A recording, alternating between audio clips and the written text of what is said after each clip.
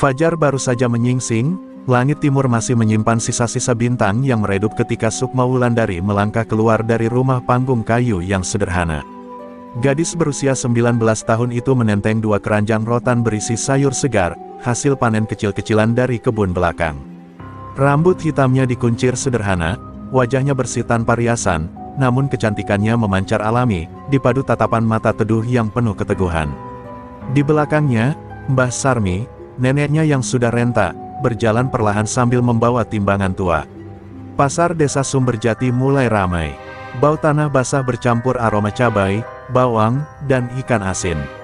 Pedagang bersahutan menawarkan dagangan, suara ibu-ibu tawar-menawar riuh memenuhi udara. Sukma tersenyum ramah menyapa semua orang yang dilewatinya, membantu seorang ibu yang menjatuhkan kantong belanja, dan menepuk-nepuk bahu Pak Tarman, penjual tempe yang sudah seperti keluarga sendiri.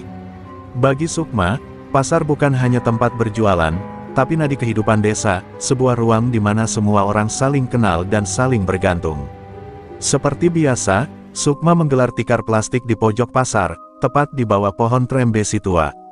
Mbah Sarmi mulai menata sayuran dengan telaten, memisahkan cabai merah dari cabai hijau, menata terong di keranjang bambu. Sukma, yang selalu cekatan, menyapa pembeli pertama dengan senyum lebar.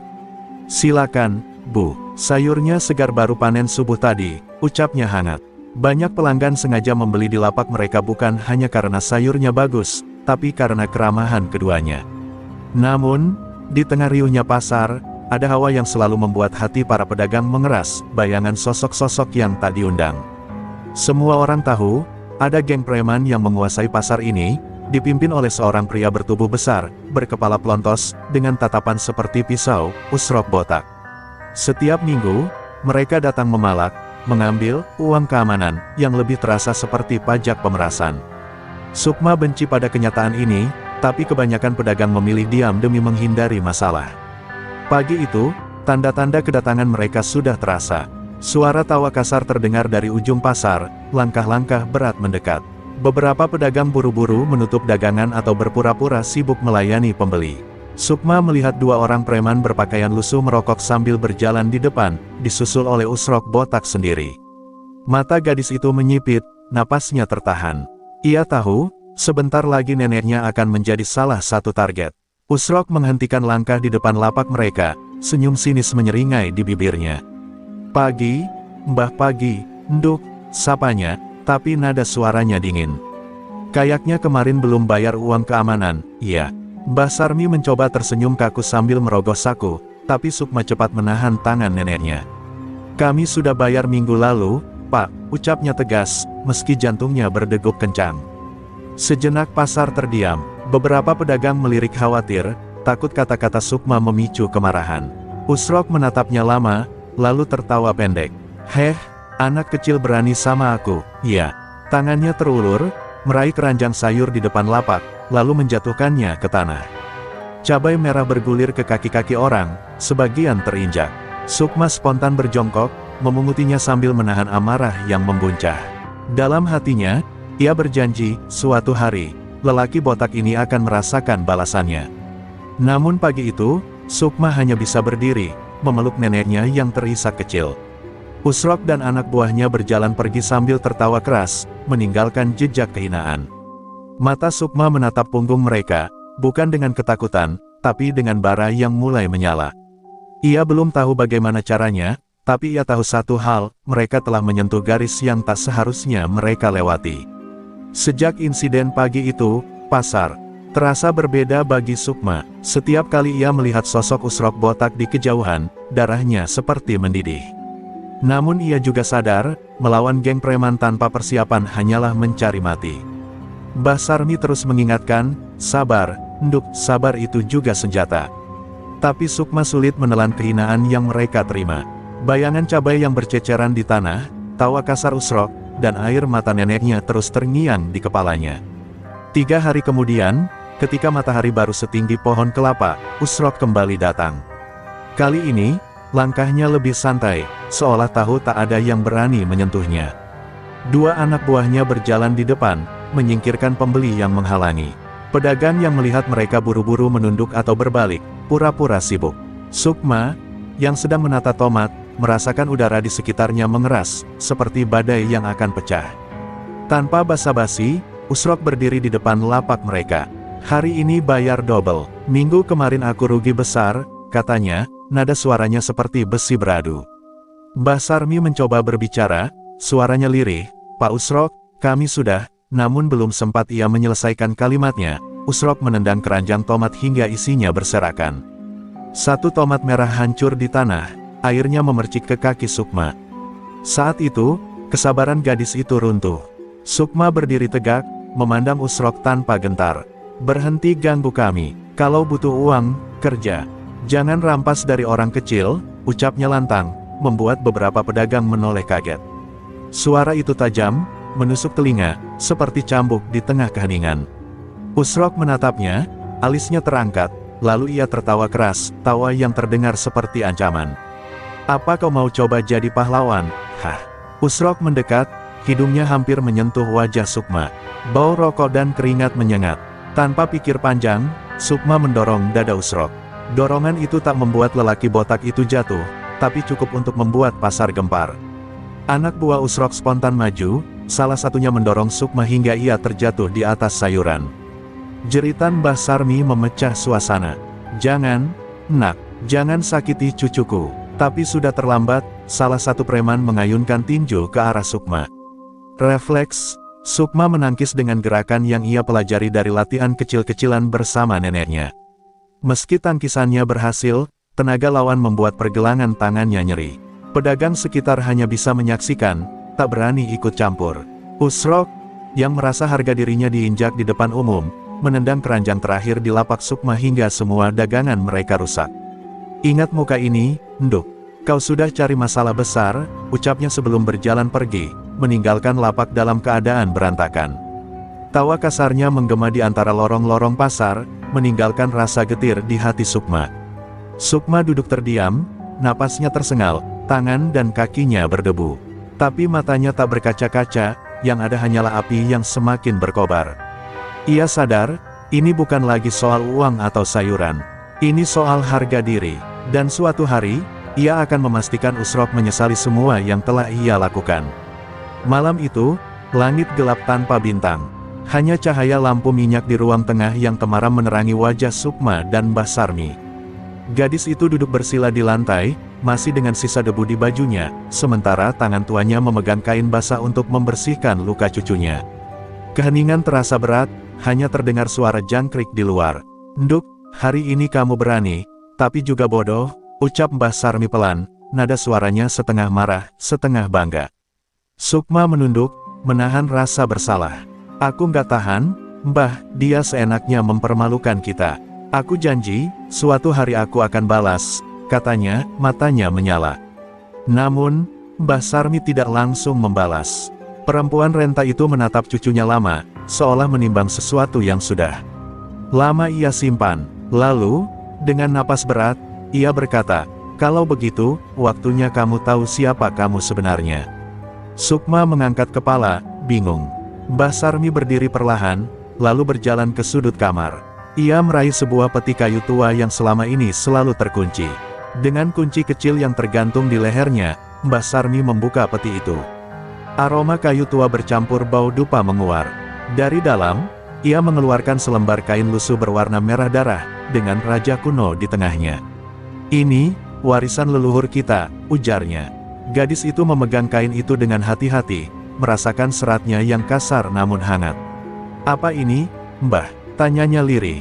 Mbah Sarmi menatapnya tajam. "Ini bukan kain biasa. Ini adalah simbol ajian Rawa Rontek, ilmu yang membuat pemiliknya tak bisa mati selama tujuannya belum selesai, selama mantranya terucap di bibirnya." Kata-kata itu membuat Sukma tertegun. Rasanya seperti mendengar dongeng, namun tatapan serius neneknya menepis keraguan. Mbah Sarmi lalu duduk di depan Sukma, menatap lurus ke matanya. "Keluarga kita keturunan pendekar tua. Ajian ini diwariskan turun-temurun, tapi tidak semua berhak menerimanya. Hanya yang punya tekad kuat dan hati yang bersih yang mampu menanggung bebannya. Dan aku melihat itu di dirimu, Nduk." Suaranya bergetar, seperti sadar bahwa keputusan ini akan mengubah nasib cucunya selamanya. Sukma menggenggam kain itu lebih erat. Kalau ini bisa membuatku melindungi Mbah, melindungi pasar, aku mau belajar, ucapnya tegas. Mbah Sarmi menarik napas panjang, lalu mengangguk. Ingat, rawa rontek bukan hanya kekuatan.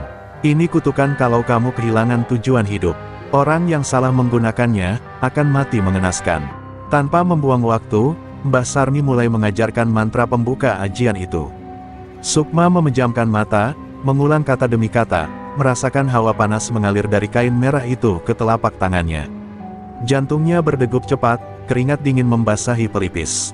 Dalam kegelapan di balik matanya, ia melihat sekilas bayangan sosok bersenjata tombak berdiri di padang pertempuran, mungkin leluhurnya. Malam itu, di bawah cahaya lampu minyak yang redup, lahirlah pewaris baru ajian rawa rontek. Dan meski Sukma belum tahu bagaimana cara menggunakannya sepenuhnya, satu hal pasti, ia kini memegang kunci untuk melawan Usrok Botak, dan untuk pertama kalinya, ia merasa bahwa pertempuran yang ia tunggu-tunggu, bukan lagi mustahil. Malam itu, angin berhembus dingin, membuat dedaunan bambu di belakang rumah bergesekan seperti bisikan rahasia. Di halaman belakang yang remang-remang, Sukma berdiri dengan kaki telanjang, menatap neneknya yang membawa sebatang tongkat kayu panjang. Mulai malam ini, kamu belajar. Rawa rontek bukan hanya soal mantra, tapi juga soal tubuh yang kuat dan hati yang teguh, ucap Mbah Sarmi, suaranya tegas meski napasnya berat karena usia. Sukma mengangguk. Ia mengenakan kain merah berajahan yang dililit di pinggangnya, seperti sabuk kehormatan. Latihan dimulai dengan gerakan silat dasar, pukulan, tangkisan, tendangan. Meski tubuhnya masih lincah, Sukma cepat merasa lelah. Keringat membasahi wajahnya, namun setiap kali ia terjatuh, Mbah Sarmi hanya berkata, bangkit. Musuh tidak akan menunggumu siap. Setelah hampir 1 jam, Mbah Sarmi menancapkan tongkatnya ke tanah dan berkata pelan, sekarang kita uji jiwamu. Ia merogoh saku bajunya, mengeluarkan sebilah keris kecil berwarna hitam legam, mata pisaunya berkilat terkena sinar bulan. Rawa rontek hanya aktif ketika kau berada di ambang kematian. Untuk menguasainya, kau harus merasakannya, malam ini. Sukma tertegun. Mbah, maksudnya, kalimatnya terhenti saat melihat tatapan neneknya yang tak memberi ruang untuk mundur. Dengan napas tercekat, Sukma memejamkan mata. Mantra yang tadi diajarkan kembali ia ucapkan. Perlahan, kata demi kata, terasa berat namun sakral. Saat mantra terakhir terucap, Mbah Sarmi menancapkan keris itu ke dada Sukma, tepat di atas jantung. Rasa dingin menusuk tulang, napas Sukma tercekat, tubuhnya goyah, lalu ambruk ke tanah. Pandangan matanya menggelap, namun di tengah kegelapan itu, ia melihat sosok pria berwajah tegas, mengenakan baju perang kuno, menatapnya tanpa bicara. Di belakang pria itu, terdengar gemuruh seperti suara ribuan kaki kuda yang berlari. Tiba-tiba, Sukma menarik napas dalam-dalam. Dadanya terasa panas, denyut jantungnya kembali berdetak kuat. Ia membuka mata, dan menyadari keris itu sudah tidak ada. Mbah Sarmi tersenyum samar, meski matanya berkaca-kaca. Selamat, Nduk, kau baru saja mati, dan hidup kembali. Sukma memandang tangannya, merasa aliran tenaga baru mengisi tubuhnya. Tapi di balik rasa kagum itu, ada ketakutan yang ia rasakan. Mati tadi tidak menyakitkan, tapi gelapnya, seolah memanggilnya untuk tinggal. Dan ia tahu, setiap kali ia memakai rawa rontek, ia akan selalu menatap wajah kematian yang sama. Pagi itu, udara pasar terasa berbeda bagi Sukma. Langkahnya lebih mantap, sorot matanya lebih tajam. Di pinggangnya, kain merah berajahan terlipat rapi di balik kebaya sederhana. Tak ada yang tahu, di balik kain itu mengalir kekuatan yang baru ia rasakan 2 malam lalu. Mbah Sarmi, yang berjalan di sampingnya, melirik cucunya dengan rasa cemas dan bangga sekaligus. Ingat, Nduk, kekuatan ini bukan untuk sombong. Gunakan hanya saat terpaksa, pesannya. Pasar Sumberjati mulai ramai ketika suara yang sudah lama dibenci itu terdengar. Tawa kasar, langkah sepatu berat, dan bau rokok yang menusuk hidung. Usrok Botak datang bersama 5 anak buahnya. Seperti biasa, pedagang buru-buru menunduk, beberapa bahkan membungkus dagangannya lebih cepat, seakan bisa mengusir malapetaka dengan bersembunyi. Tapi kali ini, Sukma berdiri tegak di depan lapaknya, tidak beranjak sedikit pun. Usrok mendekat sambil menyeringai. Wah, si gadis keras kepala, masih mau dagang di sini? Hah, aku pikir kemarin kau sudah kapok. Sukma menatapnya lurus, suaranya tenang namun tajam. Pasar ini milik semua orang, bukan milikmu. Kau nggak berhak memeras siapapun di sini. Suasana pasar mendadak sunyi, hanya terdengar suara pisau memotong daging dari kios tetangga. Tawa Usrok meledak, tapi matanya menyimpan amarah. Anak kecil berani sekali. Ia memberi isyarat pada dua anak buahnya untuk maju. Salah satu mencoba meraih keranjang sayur, namun Sukma menepis tangannya dengan gerakan cepat, membuat lelaki itu meringis kesakitan. Pedagang yang menonton saling pandang, heran melihat kecepatan Sukma. Anak buah yang lain mencoba menyerang dengan pukulan ke arah wajahnya, tapi Sukma bergerak gesit, menunduk, lalu menghantamkan sikunya ke perut lawan. Lelaki itu terhuyung mundur, wajahnya pucat. Beberapa pembeli mulai bersorak pelan, tapi ketegangan tetap terasa. Usrok belum turun tangan. Cukup main-mainnya, geram Usrok, maju selangkah. Tubuhnya besar, dan bayangan kepalanya yang botak memantul cahaya matahari. Kalau kau mau adu nyali, lawan aku langsung. Sukma menelan ludah, tapi kakinya tetap menapak mantap.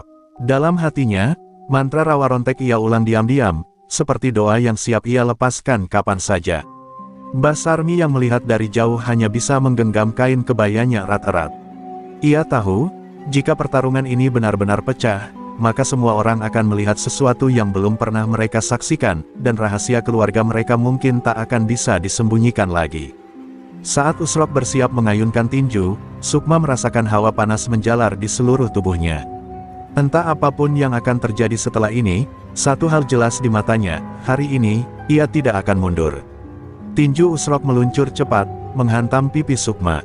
Dengan kekuatan penuh, tubuh gadis itu terhuyung, nyaris jatuh, namun ia bertahan.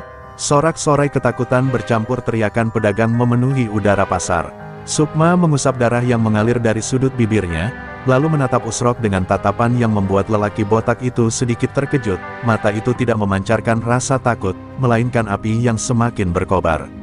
Usrok menggeram dan kembali menyerang, kali ini dengan tendangan keras ke arah perut. Sukma mencoba menangkis, tapi tenaga Usrok jauh lebih besar.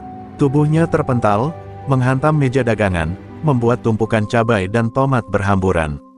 Suara Mbah Sarmi memecah hiruk pikuk, "Sukma." Namun gadis itu segera bangkit, meski napasnya terengah. Melihat Sukma berdiri lagi, Usrok memberi isyarat pada tiga anak buahnya sekaligus. Mereka menyerbu seperti anjing liar. Satu menghantam punggungnya dengan balok kayu, membuatnya terjatuh, sementara yang lain menendang rusuknya. Darah mulai mengalir dari sudut bibir dan pelipisnya. Sukma merasa pandangannya kabur, tubuhnya semakin lemah, dan ia tahu, ini saatnya. Dalam setengah kesadaran, ia mulai melafalkan mantra rawa rontek yang diajarkan Mbah Sarmi. Kata-kata kuno itu terasa membakar lidahnya, namun juga menyalakan sesuatu di dalam dirinya. Dunia di sekitarnya menjadi sunyi sesaat, seolah semua suara lenyap kecuali detak jantungnya sendiri. Tiba-tiba, salah satu pukulan terakhir mengenai kepalanya. Gelap, tubuh Sukma terkulai di tanah, matanya terpejam, nafasnya terhenti. Pedagang yang melihat langsung menjerit, beberapa berlari menjauh, mengira gadis itu sudah mati di tempat. Usrok berdiri tegak, menatap tubuh itu dengan senyum puas. Abis sudah nyali gadis ini, katanya lantang. Namun sebelum ia sempat berbalik, sebuah suara napas panjang terdengar. Mata Sukma perlahan terbuka, tatapannya dingin. Luka-luka di tubuhnya masih terlihat, tapi matanya memancarkan kekuatan yang membuat bulu kuduk berdiri. Ia bangkit perlahan, seolah kematian tadi hanya tidur sebentar. Pasar terdiam, bahkan Usrok melangkah mundur setengah langkah tanpa sadar. Belum selesai, ucap Sukma pelan, namun suaranya menggetarkan udara. Dengan gerakan cepat, ia menangkis pukulan anak buah Usrok, lalu memutar tubuhnya menghantam rahang salah satu hingga pria itu terjatuh pingsan.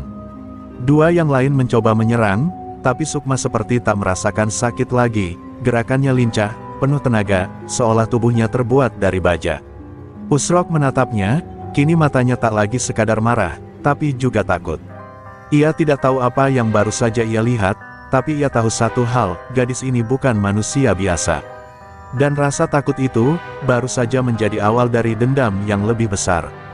Sejak kejadian di pasar itu, nama Sukma Wulandari menjadi buah bibir di seluruh desa. Banyak yang menceritakan bagaimana ia bangkit kembali setelah mati, dihajar Usrok dan anak buahnya. Cerita berkembang liar, ada yang bilang Sukma jelmaan bidadari penunggu pasar, ada yang yakin ia memelihara Khodam, dan ada pula yang menganggapnya makhluk halus yang menyamar menjadi manusia. Semua kabar itu sampai ke telinga Usrok, dan setiap kali ia mendengarnya, bulu kuduknya meremang. Usrok duduk di warung kopi, merokok tanpa henti. Tangan besarnya gemetar sedikit, meski ia berusaha menutupi dengan tawa paksa. Di kepalanya, ia terus teringat mata Sukma yang menatapnya setelah bangkit, mata yang dingin, penuh nyawa sekaligus kematian. Itu bukan manusia biasa, gumamnya, tak sadar disimak oleh dua anak buahnya yang duduk di dekatnya. Malamnya, Usrok terbangun dari mimpi buruk. Dalam mimpinya, ia melihat Sukma berdiri di tengah pasar yang sepi, tubuhnya berlumuran darah, namun terus berjalan mendekatinya. Setiap langkahnya membuat tanah retak, dan dari mulutnya keluar mantra yang tak bisa ia pahami. Usrok terbangun dengan keringat dingin membasahi punggungnya, napasnya memburu. Merasa tak tenang, ia memutuskan mencari jawaban. Ia teringat pada satu nama, Ki Surya Kelana, seorang dukun hitam yang tinggal di pinggiran hutan. Konon, Ki Surya bisa membaca rahasia hidup dan mati seseorang, dan memiliki ilmu untuk menghancurkan kekuatan gaib. Usrok tahu, kalau Sukma memang punya kekuatan mistis, ia butuh orang seperti Ki Surya untuk menjatuhkannya. Perjalanan menuju rumah Ki Surya dilakukan tengah malam. Jalan setapak di hutan sunyi, hanya suara serangga dan desa angin di antara pohon-pohon tinggi. Usrok, meski preman, tidak bisa menahan rasa was-was yang menggelayut. Bayangan di balik pepohonan seolah mengikuti setiap langkahnya.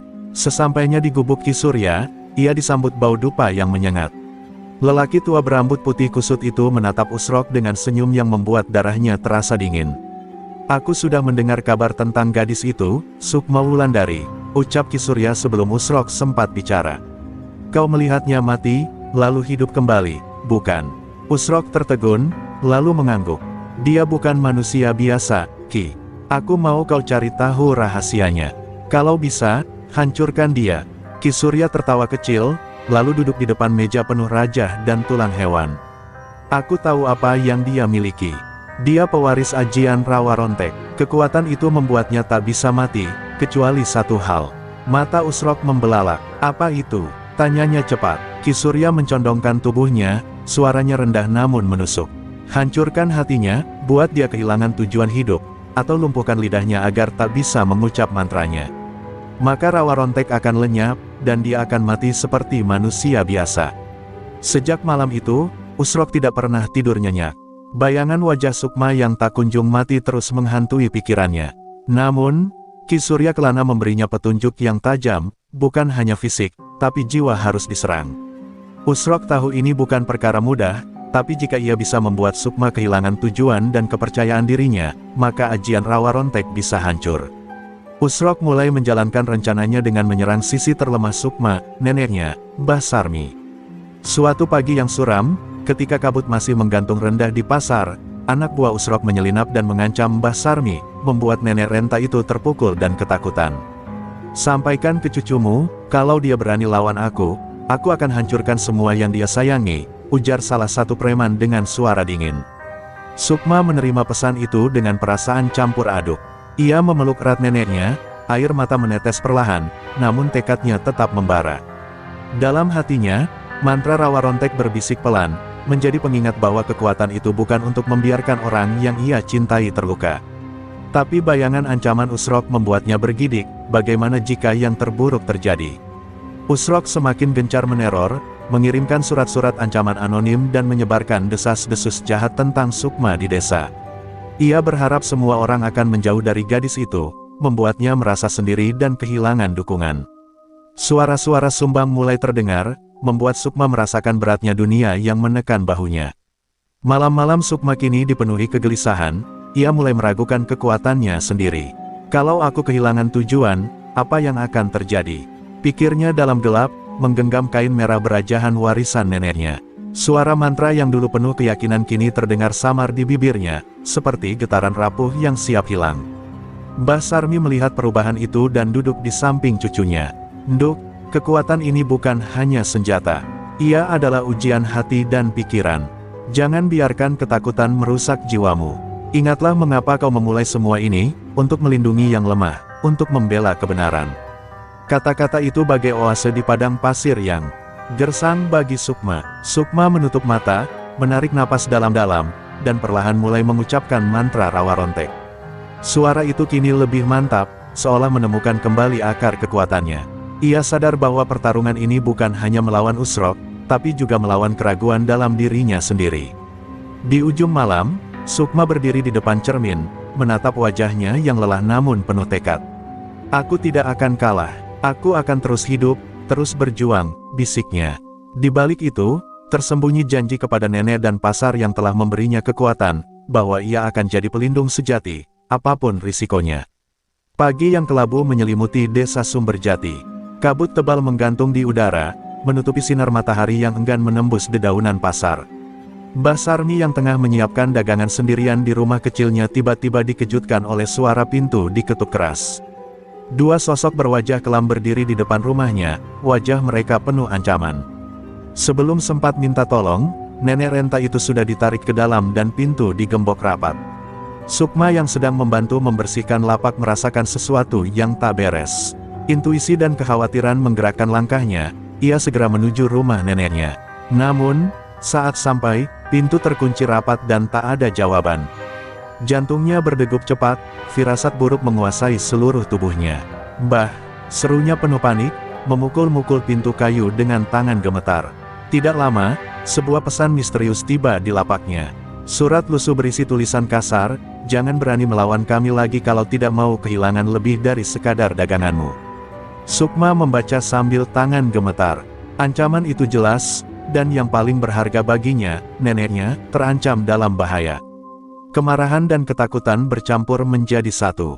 Sukma memejamkan mata sejenak, mengingat kata-kata neneknya tentang ajian Rawa Rontek.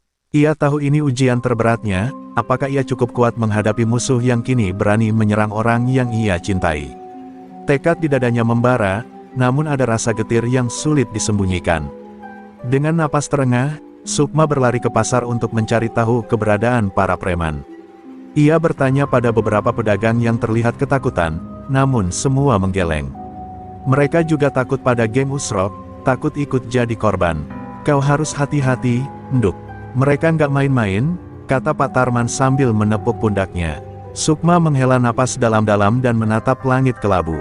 Ia tahu harus bertindak cepat. "Aku harus selamatkan Mbah Sarmi. Aku harus lawan Usrok, kali ini bukan untuk harga diri, tapi untuk nyawa nenekku," gumamnya penuh tekad. Mantra Rawa Rontek mulai terucap pelan di bibirnya, memberikan kekuatan yang mulai mengalir kembali. Di balik bayang-bayang pasar, Usrok dan anak buahnya mengawasi. Senyum sinis terukir di wajah botaknya. "Kalau kau berani datang, Nduk, aku janji aku akan buat kau menyesal seumur hidup," ancamnya. Kali ini, permainan bukan lagi sekadar pemalakan, ini sudah jadi perang hidup dan mati. Sukma menatap tajam ke arah bayangan gelap itu. Dalam hatinya, ia siap melangkah ke medan yang paling berbahaya. Karena bagi Sukma, kini bukan hanya soal melindungi pasar atau harga diri, ini soal cinta, harapan, dan keberanian yang harus diperjuangkan dengan nyawa. Malam menyelimuti desa Sumberjati dengan pekat yang menelan segala suara kecuali desiran angin yang menggema di lorong-lorong sepi. Sukma bergerak cepat, menyusuri jalan setapak menuju gudang tua di ujung desa, tempat di mana Usrok menyekap neneknya. Hati Sukma berdegup keras, antara takut kehilangan dan api keberanian yang membara. Setiap langkah terasa berat, tapi tekadnya tidak goyah. Ketika ia tiba, pintu gudang yang berderit terbuka perlahan, memperlihatkan bayangan gelap dan sosok Usrok yang menunggu dengan senyum penuh. "Kemenangan, selamat datang, Nduk. Kau terlambat," kata Usrok dingin, sambil membentangkan tangan, seperti menantang. Di belakangnya, Mbah Sarmi duduk lemah, namun matanya tetap tegar memandang cucunya. Sukma menatap neneknya sejenak, lalu fokus pada Usrok. "Lepaskan Mbah Sarmi sekarang juga," perintahnya dengan suara yang tak bisa dibohongi oleh rasa takut. Usrok tertawa, mengibaskan tangan ke arah anak buahnya untuk bersiap bertarung. "Kalau mau bawa nenekmu pulang, kamu harus melewati aku dulu." Pertarungan pun pecah. Usrok menyerang dengan pukulan dan tendangan penuh amarah, mencoba mematahkan semangat Sukma sekaligus tubuhnya. Tapi Sukma, dengan kekuatan ajian Rawa Rontek yang mulai menguasainya, bergerak lincah menghindar dan membalas dengan pukulan yang penuh tenaga. Setiap benturan membuat udara seolah bergetar, dan suara jeritan perkelahian menggema di gudang tua. Di tengah pertempuran, Sukma merasakan tenaga baru mengalir deras di dalam dirinya. Luka-lukanya yang tadi tampak parah kini terasa membaik, bahkan rasa sakit itu berubah menjadi kekuatan. Ia mengulang mantra rawa rontek dalam hati, membayangkan leluhur yang kuat melindunginya. Dengan satu gerakan, ia menangkis serangan Usrok dan membalas dengan pukulan keras ke perutnya. Usrok terhuyung mundur, terkejut dengan kekuatan Sukma yang tak pernah ia sangka. Namun ia segera membalas dengan tendangan ke arah kepala Sukma. Gadis itu menunduk tepat waktu, tendangan menghantam dinding kayu dengan suara keras. Suara jantung Sukma berdetak cepat, bukan karena takut, tapi karena semangat yang menyala-nyala. Pertarungan berlanjut sengit, sampai akhirnya Usrok, yang mulai kelelahan, mencoba menggunakan jurus kotor, menggigit tangan Sukma. Namun gadis itu menarik tangan dengan cepat dan membalas dengan pukulan yang mematikan. Usrok jatuh tersungkur, napas terengah, dan matanya menyiratkan kekalahan sekaligus kebencian yang dalam. Sukma berdiri di depan lelaki botak itu, tatapannya penuh kemenangan sekaligus amarah. "Lepaskan nenekku, atau aku pastikan kau tidak akan pernah mengganggu siapapun lagi," ucapnya dingin. Usrok menatapnya sesaat, lalu menggeram, menyerah tanpa kata. Anak buahnya cepat-cepat membuka ikatan Mbah Sarmi, dan malam itu, keheningan kembali menguasai gudang tua, namun hati Sukma telah berubah selamanya. Udara pagi di desa Sumberjati terasa hening, seolah menyaksikan luka yang belum sembuh dari pertempuran malam sebelumnya. Sukma duduk di teras rumah neneknya, menatap tangan yang masih bergetar karena benturan dan luka. Meski tubuhnya terasa lelah, hatinya terasa lebih berat oleh rasa bersalah karena membuat neneknya terluka. Mbah Sarmi yang duduk di sebelahnya hanya tersenyum lembut, penuh pengertian. "Jangan salahkan dirimu, Nduk. Pertarungan itu sudah tak terelakkan," kata neneknya, menepuk lembut bahu Sukma. "Setiap luka yang kau derita adalah harga yang harus dibayar untuk melindungi yang kita cintai." Sukma mengangguk pelan, mencoba menelan rasa sakit yang bukan hanya fisik, tapi juga batin. Mbah Sarmi kemudian membawa Sukma ke sebuah tempat tersembunyi di belakang rumah, sebuah sumur tua yang dipercaya menyimpan air suci dari leluhur mereka. Dengan penuh ritual, neneknya menyiramkan air itu ke luka Sukma sambil melantunkan mantra penyembuhan kuno. Perlahan, rasa sakit itu mulai mereda, dan Sukma merasakan hangat yang mengalir menenangkan seluruh tubuhnya. Namun, pemulihan tidak hanya soal fisik. Sukma tahu luka paling dalam adalah keraguan yang sempat merasuk ke dalam hatinya. Ia duduk termenung, merenungkan perjuangannya yang belum selesai, dan ancaman yang masih mengintai. "Aku harus lebih kuat, Mbah," katanya lirih. "Bukan hanya untuk aku, tapi untuk semua yang membutuhkan." Mbah Sarmi tersenyum penuh haru, lalu merangkul Sukma erat. "Kekuatanmu bukan hanya di ajian, tapi di hatimu. Jangan biarkan ketakutan dan dendam menguasaimu. Jadilah pelindung yang bijak, bukan pembalas dendam yang buta." Hari-hari berlalu, dan setiap pagi Sukma melanjutkan latihan, menguatkan tubuh sekaligus jiwa. Setiap tetes keringat adalah doa, setiap luka adalah pelajaran. Perlahan, kepercayaan dirinya tumbuh kembali, lebih kuat dan penuh pengendalian. Pasar yang dulu dipenuhi ketakutan mulai kembali ramai. Pedagang berbisik-bisik tentang keberanian Sukma, yang kini bukan hanya gadis biasa. Mbah Sarmi sering mengawasi dari kejauhan, bangga melihat cucunya tumbuh menjadi sosok yang tak hanya kuat, tapi juga penuh kebijaksanaan. Di tengah ketenangan itu, Sukma tahu perjuangan belum selesai. Usrok mungkin kalah malam itu, tapi bayangannya tetap mengancam. Dengan hati penuh tekad, ia siap menghadapi apapun yang datang, karena kini ia bukan hanya sekadar gadis pasar, ia adalah pelindung yang sejati. Suatu sore, ketika matahari mulai tenggelam di balik bukit, Sukma duduk di beranda rumah sambil memegang kain merah berajahan yang selalu dibawa neneknya. Mbah Sarmi duduk di sampingnya, wajahnya yang keriput menyiratkan beban yang telah lama disimpannya. "Nduk, sudah saatnya kau tahu, asal-usul kekuatan ini lebih dalam daripada yang kau bayangkan," ucap neneknya perlahan. Sukma menatap mata neneknya penuh rasa ingin tahu dan sedikit gugup. Mbah Sarmi menarik napas panjang, lalu membuka sebuah kotak kayu tua yang selama ini tersimpan rapat di bawah tempat tidurnya. Dari dalam kotak itu, ia mengeluarkan beberapa surat dan foto hitam putih usang yang memperlihatkan seorang pria gagah dengan sorot mata tajam, leluhur Sukma. "Pria ini adalah kakek buyutmu, seorang pendekar legendaris yang pernah menjaga desa ini dari ancaman besar. Ia juga yang pertama kali mendapatkan ajian rawa rontek dari seorang guru rahasia di pegunungan, cerita Mbah Sarmi, suaranya bergetar penuh haru. Namun, kekuatannya membawa musuh yang jauh lebih berbahaya.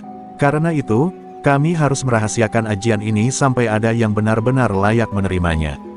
Sukma menggenggam foto itu erat, merasakan getaran aneh yang mengalir dari gambar pria tersebut. Jadi, aku adalah pewaris langsung dari kekuatan itu? Tanyanya lirih. Mbah Sarmi mengangguk. Ya, dan beban ini bukan hanya untuk melindungi pasar atau nenekmu. Kau harus siap menghadapi bayangan lama yang bisa saja datang kapan saja. Malam semakin larut, dan udara dingin mulai merayap masuk ke dalam rumah. Mbah Sarmi mulai melantunkan sebuah mantra kuno, menceritakan kisah peperangan dan pengorbanan leluhur yang menentang kekuatan gelap yang ingin menguasai ajian Rawa Rontek. Sukma mendengarkan dengan seksama, menyadari betapa besar warisan yang kini dipikulnya. Di ujung cerita, Mbah Sarmi menatap cucunya dalam-dalam. Usrok dan gengnya hanyalah bayangan kecil dari ancaman yang sesungguhnya. Suatu hari, kau akan menghadapi musuh yang jauh lebih kuat, musuh yang pernah menghancurkan keluarga kita. Sukma merasakan jantungnya berdegup lebih kencang, campuran antara takut dan tekad yang menggebu. Dengan keberanian yang baru, Sukma menatap langit malam. Aku siap, Mbah. Apapun yang datang, aku akan berdiri dan melindungi yang aku cintai. Neneknya tersenyum bangga, menyadari cucunya kini bukan lagi gadis biasa, tapi pejuang yang siap menghadapi takdir. Hari itu, bayangan lama mulai muncul dari kegelapan masa lalu, membayangi langkah Sukma ke depan. Namun ia tahu, dengan ajian Rawa Rontek dan hati yang kuat, ia bisa menaklukkan semuanya. Beberapa hari setelah pengungkapan rahasia leluhur, suasana desa Sumberjati kembali tenang, namun Sukma selalu merasa ada yang mengintai di balik bayang-bayang. Suatu malam, saat bulan purnama menggantung tinggi, sebuah sosok misterius muncul. Di tepi desa, berbalut jubah hitam dan mata yang dingin seperti es, ia berjalan perlahan menuju pasar yang dulu menjadi medan pertempuran Sukma dan Usrok. Sosok itu menyusup ke dalam keramaian tanpa disadari, wajahnya tak dikenal oleh siapapun, namun aura kejahatan yang menyelimutinya membuat udara seolah menjadi berat. Para pedagang mulai merasakan kegelisahan, bisik-bisik takut pun mulai tersebar. Sukma, yang sedang berjaga di pasar, langsung merasakan getaran aneh di hatinya. Tanpa ragu, Sukma melangkah mendekati sosok itu. Siapa kau dan apa yang kau inginkan di desa ini? Tanyanya dengan suara tegas. Sosok itu menoleh, menampilkan senyum dingin. Aku adalah bayangan dari masa lalu keluargamu, pembawa kehancuran yang pernah kalian lupakan. Namaku Raga Hitam, jawabnya dengan nada tajam. Sukma terkejut. Nama itu bukan asing, dulu kakek buyutnya pernah memperingatkan tentang ancaman dari seseorang bernama Raga Hitam, yang pernah bersekutu dengan kegelapan dan mengincar ajian Rawa Rontek. Kini, musuh itu muncul kembali, membawa dendam dan niat untuk merebut kekuatan yang diwariskan. Raga Hitam melangkah maju, suaranya bergaung di antara deretan kios pasar. Ajian itu bukan untukmu, Sukma. Ia milikku, dan aku akan mengambilnya dengan cara apapun. Suasana berubah tegang, mata semua orang tertuju pada dua sosok yang seolah membawa nasib desa di tangannya. Sukma mengenggam kain merah berajahan di pinggangnya, mengingat ajaran neneknya. Ajian ini adalah warisan yang harus kujaga, bukan untuk kau kuasai. Jika kau ingin bertarung, aku siap menghadapi kegelapanmu. Kata-katanya bergetar penuh keberanian meski jantungnya berdetak kencang. Raga Hitam tersenyum sinis, lalu mengangkat tangan dengan gerakan licik. Mari kita lihat apakah kau cukup kuat untuk menolak takdirmu. Dengan itu, pertarungan sengit pun mulai, dan desa menjadi saksi bisu bentrokan antara dua kekuatan besar yang akan menentukan masa depan. Di balik semua itu, Sukma tahu satu hal, ini bukan hanya soal kekuatan ajian, tapi tentang siapa yang punya hati paling teguh untuk melindungi warisan dan orang-orang yang dicintainya. Dan ia siap berkorban, seberat apapun ujian yang menanti. Gelap malam di desa Sumberjati terasa mencekam saat Sukma dan Raga Hitam saling berhadapan di tengah pasar yang sunyi. Angin dingin berhembus kencang, membuat kain merah berajahan di pinggang Sukma berkibar seperti bendera perjuangan. Mata mereka saling mengunci, seolah dunia hanya menyisakan dua jiwa yang bertarung menentukan nasib. Raga Hitam melangkah maju dengan gerakan licik, tangan kanannya memunculkan aura gelap yang berputar-putar seperti bayangan yang hidup. Kau hanya gadis kecil yang sombong, ejeknya dingin. Sukma mengangkat dagunya, suara penuh keyakinan, aku adalah pewaris ajian Rawa Rontek. Dan aku tidak akan membiarkanmu menghancurkannya. Pertarungan dimulai dengan pukulan cepat dan tendangan berbahaya dari Raga Hitam.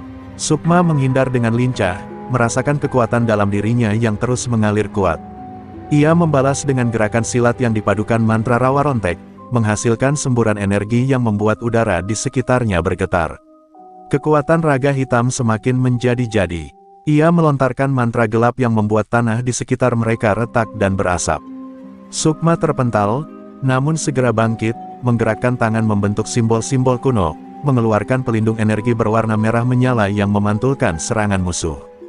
Desa yang dulu sunyi kini menjadi saksi pertempuran dahsyat antara cahaya dan kegelapan. Warga desa mengintip dari balik jendela dengan campuran takut dan harap. Sukma berusaha keras menahan serangan, namun tubuhnya mulai lelah. Di tengah pertempuran, ia teringat kata-kata neneknya tentang kekuatan hati dan pengorbanan. Dengan tekad yang semakin membara, Sukma menarik napas dalam, lalu mengumpulkan seluruh energi rawa rontek dalam satu pukulan pamungkas. Cahaya merah menyala menyebar dari tangannya, menyapu bayangan gelap yang berusaha menelannya. Raga Hitam terkejut, terhuyung mundur, dan tubuhnya mulai memudar seperti kabut yang diterpa angin. Sebelum lenyap sepenuhnya, Raga Hitam menatap Sukma dengan kebencian dalam suara yang hampir tak terdengar. Ini belum berakhir, lalu menghilang ke kegelapan malam. Sukma terengah, berdiri dengan tubuh penuh luka namun jiwa yang tak tergoyahkan. Malam itu, meski luka fisik masih membekas, Sukma tahu ia telah memenangkan pertarungan terbesar dalam hidupnya. Namun, bayangan musuh lama yang berjanji akan kembali tetap menjadi ancaman yang tak boleh diabaikan. Ia mengangkat kepala ke langit, siap menyambut tantangan apapun yang akan datang. Meskipun Raga Hitam telah menghilang ke kegelapan malam, Sukma masih merasakan getaran ancaman yang belum lenyap. Setiap langkahnya di pasar terasa berat, seolah ada mata-mata tersembunyi yang selalu mengintainya dari balik bayang-bayang. Suara bisik dan tatapan waspada mulai muncul di antara para pedagang yang dulu penuh harapan. Malam itu, di bawah rembulan yang redup, Sukma duduk di depan rumah neneknya, mencoba menenangkan pikirannya. Namun, bayangan gelap selalu muncul dalam mimpi-mimpinya, bayangan yang tak hanya Raga Hitam, tapi sosok lain yang bahkan lebih menyeramkan dan penuh dendam. Ia tahu, ini baru permulaan. Di tengah kegelisahan itu, Mbah Sarmi datang membawa sebuah buku tua yang penuh dengan tulisan-tulisan kuno. "Nduk, ini warisan terakhir dari leluhur kita," katanya pelan. "Di sini tertulis semua tentang musuh-musuh yang pernah mengancam keluarga kita, dan cara untuk menghadapinya. Kau harus siap, karena bayangan itu akan datang kembali." Sukma membuka halaman demi halaman dengan hati-hati, menemukan kisah-kisah kelam tentang peperangan gaib, pengkhianatan, dan kutukan yang membayangi keluarga mereka selama berabad-abad. Setiap kata menambah berat beban di pundaknya, tapi juga membangkitkan semangat untuk melawan. Keesokan harinya, desas-desus mulai beredar tentang penampakan sosok misterius yang berjalan di hutan dekat desa. Beberapa warga mengaku mendengar suara mantra gelap yang membuat bulu kuduk berdiri. Sukma tahu, bayangan yang mengintai itu bukan sekadar khayalan, itu adalah kenyataan yang harus dihadapi. Ia mulai melatih dirinya lebih keras, berlatih siang dan malam dengan ajian rawa rontek, memperkuat tubuh dan jiwanya. Setiap latihan adalah persiapan menghadapi kegelapan yang semakin mendekat. Neneknya terus memberi nasihat bijak, mengingatkan bahwa kekuatan sejati datang dari keteguhan hati, bukan hanya ilmu sakti. Suatu malam, ketika angin bertiup kencang dan petir menyambar jauh di langit, Sukma merasakan kehadiran sesuatu di balik pepohonan. Bayangan hitam muncul perlahan, menatapnya dengan mata yang penuh kebencian. "Kau pikir kau bisa lari dari takdirmu, Sukma?" Suara seram itu bergema. Dengan napas berat tapi penuh tekad, Sukma berdiri tegak, menyambut bayangan itu dengan keberanian yang tak tergoyahkan. "Aku tidak takut, aku siap menghadapi apapun yang kau bawa. Ini adalah rumahku, dan aku akan melindunginya sampai titik darah penghabisan." Malam itu, perjuangan Sukma memasuki babak baru, lebih gelap, lebih berbahaya, tapi juga penuh harapan. Malam itu, suasana desa Sumberjati begitu sunyi, hanya ditemani suara angin yang berdesir pelan. Sukma berdiri di tengah lapangan pasar yang kini sepi, menatap langit gelap penuh bintang. Bayangan gelap yang selama ini menghantuinya muncul lagi, namun kali ini berbeda, lebih nyata dan penuh dendam yang membara. Ia tahu ini adalah pertarungan terakhir. Raga Hitam kembali muncul, kali ini dengan Kekuatan yang jauh lebih mengerikan. Ia membawa pasukan bayangan yang mengerikan, mengerumuni Sukma dari segala sisi. Namun, gadis itu berdiri teguh, mengenakan jubah merah berajahan yang diwariskan neneknya, dan ajian rawa rontek menyala kuat dalam dirinya. Pertarungan sengit pecah di tengah malam. Pukulan dan mantra saling beradu, membuat udara bergetar hebat dan tanah bergetar seperti gempa kecil. Sukma melompat, menghindar, dan membalas dengan serangan dahsyat yang memancarkan cahaya merah menyilaukan. Setiap gerakannya dipenuhi keberanian dan pengorbanan, memancarkan kekuatan yang tak hanya berasal dari ilmu, tapi juga dari cinta dan harapan. Saat energi mereka beradu, Sukma teringat semua pengorbanan neneknya, semua dukungan pedagang pasar, dan semua mimpi yang ingin ia wujudkan untuk desa tercinta. Dengan satu tarikan napas dalam, ia mengerahkan seluruh kekuatannya dalam mantra terakhir yang diwariskan. Rawa rontek, penerang jalan dalam gelap. Teriaknya, cahaya merah membesar dan menyapu kegelapan sekitarnya. Raga hitam dan pasukannya terhuyung, bayangan mereka mulai memudar dan terpecah oleh cahaya dahsyat itu. Dengan jeritan putus asa, musuh lama itu lenyap dari desa, meninggalkan keheningan dan ketenangan yang sangat dinanti. Sukma jatuh terduduk, lelah tapi penuh kemenangan, tubuhnya bergetar karena kelelahan dan kebahagiaan. Keesokan paginya, sinar matahari menyinari desa Sumberjati yang mulai hidup kembali. Pedagang dan warga keluar dengan senyum dan harapan baru. Sukma berdiri di depan pasar, tangan menggenggam kain merah berajahan, mata bersinar penuh harapan. Neneknya berdiri di sampingnya, bangga dan bahagia melihat cucunya tumbuh menjadi pelindung sejati. "Ini bukan hanya akhir dari perjuangan kita," kata Sukma dengan suara mantap, "tapi awal dari kehidupan baru, di mana kita melindungi satu sama lain dan menjaga warisan ini dengan sepenuh hati." Kata-kata itu disambut sorak-sorai dan tepuk tangan hangat dari semua yang hadir. Di dalam hati Sukma, ada ketenangan dan keyakinan baru, bahwa selama ada cinta dan keberanian, kegelapan sekecil apapun tidak akan pernah menang. Ia menatap jauh ke Cakrawala, siap melangkah ke masa depan dengan kekuatan rawa rontek dan jiwa yang tak pernah padam.